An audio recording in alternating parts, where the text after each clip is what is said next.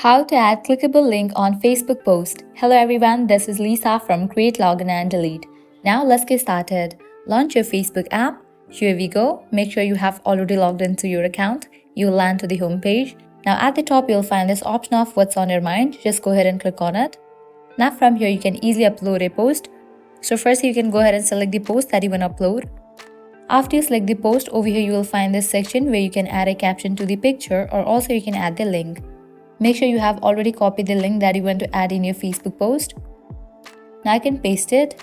Now I can customize all the settings for this post and then click on next. Now I can share it. It's in the process to be uploaded. After the post has been uploaded, you will be able to find the link as well.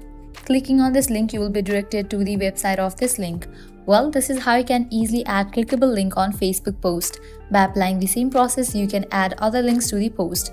At the end, if you guys find this video helpful, don't forget to like, share and subscribe to our channel. Thank you.